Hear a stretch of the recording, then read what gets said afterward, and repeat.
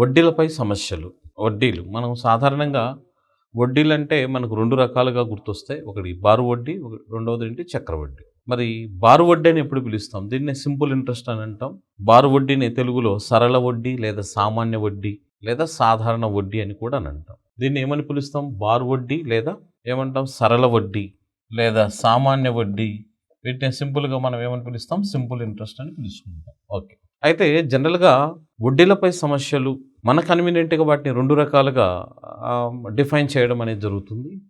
వడ్డీ అంటే జనరల్గా వడ్డీలపై సమస్యలు, ఇంట్రెస్ట్ని యాజ్ పర్ అవర్ కన్వీనియంట్. ఈ వడ్డీలపై సమస్యలను మనం 2 రకాలుగా ఏది ఇక్కడ డివైడ్ చేసుకోవడం జరుగుతుంది. ఒకటి బారు వడ్డీ, బారు వడ్డీ. దీన్ని ఏమని పిలుస్తాం? సింపుల్ ఇంట్రెస్ట్ అంటాం. దీన్ని సింపుల్గా ఏమని పిలుస్తాం? ఎస్ఐ అని పిలుస్తాం. రెండోది ఏంటంటే చక్రవడ్డీ. దీన్ని కాంపౌండ్ ఇంట్రెస్ట్ అని పిలుస్తాం. దీన్ని సిఐగా మనం పిలవడం అనేది జరుగుతుంది. సరే, ఈ వడ్డీలపై సమస్యలు అనేవి మన కన్వీనియంట్గా 2 రకాలుగా వర్గీకరించుకున్నామని మనం చెప్పుకున్నాం. అది ఒకటి బారు వడ్డీ, రెండవది ఏమవుతుంది? చక్రవడ్డీ. అలా బారు వడ్డీ అంటే ఏంటి? బారు వడ్డీ యొక్క గణన ఏ విధంగా ఉంటుంది? వాటి మీద ప్రాబ్లమ్స్ ఏ విధంగా వస్తాయి? అసలు చక్రవడ్డీ అంటే ఏంటి? చక్రవడ్డీకి మూలాధారం ఏంటి? చక్రవడ్డీ ఏ విధంగా పనిచేస్తుంది? ఈ బేసిక్ అంశాలు అనేవి దాదాపు 90% తెలిసి తెలియక ఉంటుంది. ఈవెన్ మ్యాథ్స్ స్టూడెంట్స్ కూడా అవగాహన అనేది చాలా తక్కువగా ఉంటుంది. పేరులోనుంది బారు వడ్డీ. బారు అంటే దాని అర్థం ఏంటి? బారుగా అంటే పొడవుగా అని. ఒక నిర్దిష్ట కాల పరిధి వరకు వార్షిక వడ్డీలో ఎటువంటి మార్పు లేనంత వరకు ఆ రకపు వడ్డీని మనం ఏమంటాం? బారు వడ్డీ అని అంటాం. అంటే దాని అర్థం ఏంటి? ఇక్కడ ఒక నిర్దిష్ట కాల పరిధి వరకు అంటే ఒక పర్టికులర్ పీరియడ్ వరకు అసలుపై వచ్చే వార్షిక వడ్డీ అనేది ఎలా ఉండాలి? స్థిరంగా ఉండాలి. అంటే అసలుపై మొదటి సంవత్సరం ఎంతైతే వడ్డీ వస్తుందో రెండవ సంవత్సరం, మూడవ సంవత్సరం, 4వ, 5వ సంవత్సరం ఇలా ఈ వరుసగా ఒక నిర్దిష్ట కాల పరిధి వరకు వడ్డీ అనేది ఎలా ఉండాలి? సమానంగా ఉంటాయి. దాన్ని ఏమంటాం? బారు వడ్డీ అంటాం. అంటే ఇక్కడ ఇండైరెక్ట్గా చెప్పాలంటే అసలుపై వార్షిక వడ్డీ స్థిరము అయితే ఆ రకపు వడ్డీని ఏమని పిలుస్తాం మనం? బారు వడ్డీ అని అంటాం. అది simple. The annual interest is remains same, then the type of interest is called what? Simple interest. మరి చక్రవడ్డీ అంటే ఏంటి అనేది చూస్తే మొదటి సంవత్సరం అసలుపై వచ్చే బారు వడ్డీ కానీ చక్రవడ్డీ కానీ ఒక నిర్దిష్ట వార్షిక వడ్డీ రేటు చొప్పున అవి ఎలా ఉంటాయంటే సమానంగా ఉంటాయి. ఒక నిర్దిష్టమైన వార్షిక వడ్డీ రేటు చొప్పున అసలుపై మొదటి సంవత్సరం బారు వడ్డీ చక్రవడ్డీ 2 కూడా ఎలా ఉంటాయి? సమానంగా ఉంటాయి. అసలు ఇప్పుడు ఏంటి చక్రవడ్డీ అంటే ఏంటి అని అంటే, చక్రవడ్డీ అంటే ఏం లేదమ్మా, అసలు మీద వడ్డీతో పాటు వడ్డీకి వడ్డీ కట్టే విధానాన్ని మనం ఏమంటాం? చక్రవడ్డీ అంటాం. ఇప్పుడు ఫర్ ఎగ్జాంపుల్ మనం గమనించినట్లయితే వేరియేషన్ ఏంటి అనేది చూసినట్లయితే ఎగ్జాంపుల్ 8,000 రూపాయలు అసలు. This is the principal. 10% what year per annum. తర్వాత నెంబర్ ఆఫ్ ఇయర్స్ వచ్చేసి T = 3 years అన్నాం అనుకోండి. దీన్ని ఎలా మనం క్యాలిక్యులేట్ చేస్తాము అనేది చూస్తే ఏంటి? ఇక్కడ 8,000 రూపాయల అసలుపై 10% వార్షిక వడ్డీ రేటు చొప్పున 3 సంవత్సరములకు బారు వడ్డీ చక్రవడ్డీల మధ్య వేరియేషన్ ఎలా ఉంటుంది అనేది మనం చూస్తే ఇప్పుడు వార్షిక వడ్డీ చూడండి ఎంత ఉంటుంది అనేది చూస్తే వార్షిక వడ్డీ ఎంత? 10%. 10% ఆఫ్ 8,000 ఎంత అవుతుంది సంవత్సరానికి? 1% = 2 సున్నాలు అయితే 800 రూపాయలు. 800 రూపాయలు. ఇప్పుడు దీన్ని మనం ఈ విధంగా మనం రాస్తాం అన్నమాట. ఇప్పుడు ఇదేమో సింపుల్ ఇంట్రెస్ట్, ఇదేమవుతుంది? Compound interest. సింపుల్ ఇంట్రెస్ట్ అంటే ఏంటి? ఒక నిర్దిష్ట కాల పరిధి వరకు వార్షిక వడ్డీలో ఎటువంటి మార్పు లేకపోతే దాన్ని ఆ రకపు వడ్డీని మనం ఏమన్నాం? బారు వడ్డీ అన్నాం. అదే చక్రవడ్డీ అయితే ఏమవుతుంది? ఇక్కడ అసలు మీద వడ్డీతో పాటు వడ్డీకి వడ్డీ కట్టే విధానాన్ని చక్రవడ్డీ అంటాం. మనం ఇప్పుడు డిస్కస్ చేసేది ఏంటంటే అసలు వడ్డీల రకాలు ఏంటి, వాటిని ఎందుకు ఇన్ని విధాలుగా వర్గీకరిస్తాం అనే దాన్ని చెప్పుకుంటున్నాం. ఇప్పుడు చూడు, మొదటి సంవత్సరం వడ్డీ అసలు మీద వడ్డీ ఎంత? 800 రూపీస్. ఇది ఫస్ట్ ఇయర్, ఇది సెకండ్ ఇయర్, ఇదేమవుతుందో థర్డ్ ఇయర్. మొదటి సంవత్సరము అసలు మీద వడ్డీ ఎంత? 800. మొదటి సంవత్సరం ఎంతైతే వస్తుందో రెండవ సంవత్సరము, మూడవ సంవత్సరము కూడా అసలు మీద వచ్చే బారు వడ్డీ అనేది స్థిరంగా ఉంటుంది, నో డౌట్.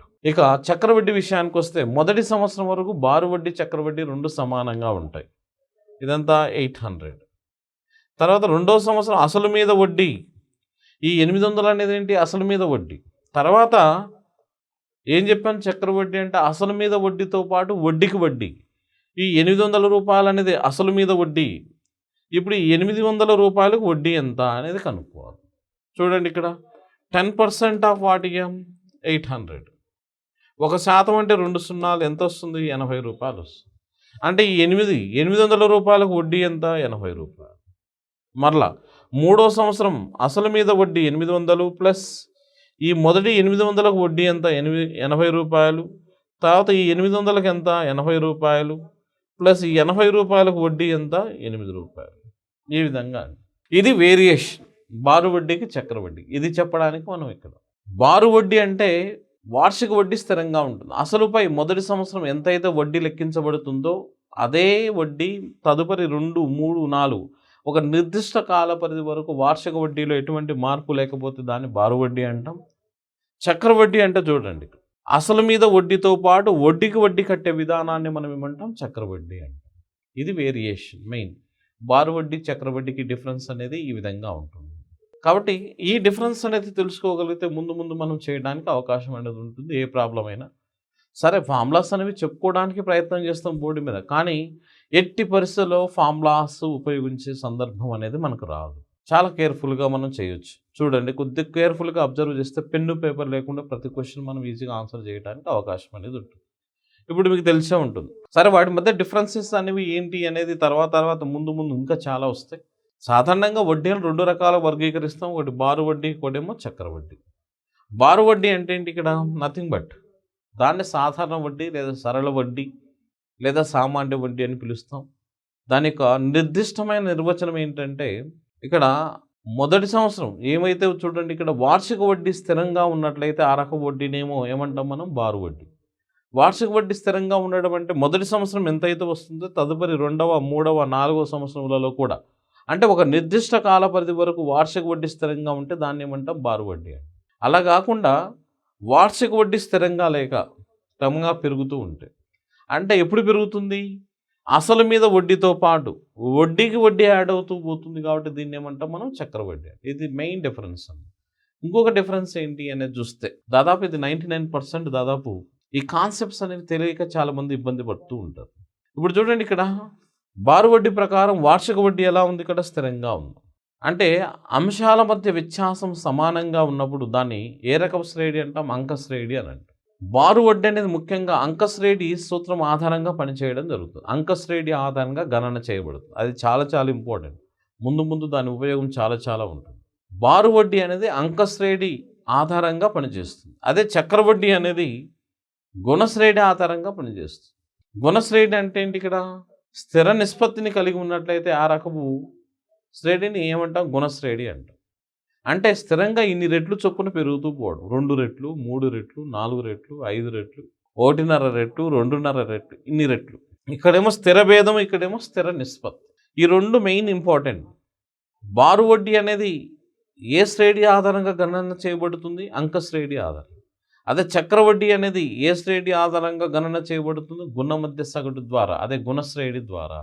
అందుకే మనం చూడండి, మీరు ఉపయోగిస్తూ ఉంటారు గుణ మధ్య సగటు ఫార్ములా మనం A = P × 1 + R/100 ఫార్ములా ఉపయోగిస్తాం. అదే చక్ర వడ్డీలో మొత్తం కనుక్కోవడానికి ఫార్ములా అదే A = P × 1 + R/100 ఇక్కడ R అనేది ఏంటి? వార్షిక మార్పు రేటు.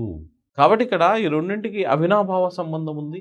ప్రోగ్రెషన్స్కి తర్వాత ఈ వడ్డీలకి కొద్దిగా ఆ బేసిస్ మీద ఎవరైతే ఇలా ఇన్డెప్త్గా ఫాలో అవ్వగలడు, అసలు పెన్ను పేపర్ అవసరమే లేదండి వీటి మీద. ఎటువంటి పెద్ద క్వశ్చన్ అయినా మనం ఈజీగా ఆన్సర్ చేయడానికి అవకాశం ఉంటుంది. ఇక్కడ మెయిన్ పాయింట్స్ ఏంటి చూడండి. వడ్డీలు 2 రకాలుగా వర్గీకరిస్తాం. ఒకటి బారు వడ్డీ, చక్ర వడ్డీ. బారు వడ్డీ అంటే ఏంటి? ఇక్కడ ఒక నిర్దిష్ట కాల పరిధి వరకు వార్షిక వడ్డీలో ఎటువంటి మార్పు లేనట్లయితే దాన్ని బారు వడ్డీ అని అంటాం. అంటే మొదటి సంవత్సరం అసలుపై ఎంతైతే వడ్డీ వస్తుందో తదుపరి 2వ, 3వ, 4వ, 5వ సంవత్సరములలో కూడా అదే వడ్డీ పునరావృతం అవుతుంది. ఇంకోటి ఏంటి? బారు వడ్డీ ఏ శ్రేణి ఆధారంగా గణన చేయబడుతుందంటే అంకగణిత సగటు, అంక శ్రేణి ఆధారంగా. అదేవిధంగా చక్ర వడ్డీ అంటే ఏంటి? ఇక్కడ అసలు మీద వడ్డీతో పాటు వడ్డీకి వడ్డీ కట్టే విధానాన్ని చక్ర వడ్డీ అని అంటాం. మొదటి సంవత్సరం వరకు అసలుపై వచ్చే బారు వడ్డీ కానీ చక్ర వడ్డీ కానీ ఎలా ఉంటాయి? 2 సమానము. సమానం. ఇక్కడ చక్ర వడ్డీ అని అసలు మీద వడ్డీతో పాటు వడ్డీకి వడ్డీ కడతాం కాబట్టి దాన్ని చక్ర వడ్డీ అంటాం. చక్ర వడ్డీ అనేది ఏమవుతుంది? ఇక్కడ వరుసగా క్రమేపీ పెరుగుతూ పోతూ ఉంటుంది. చక్ర వడ్డీ ఏ శ్రేణి ఆధారంగా గణన చేయబడుతుందంటే గుణశ్రేణి ఆధారంగా గణన చేయబడుతుంది. ఓకే, ఇవి మినిమం బేసిక్ కాన్సెప్ట్స్.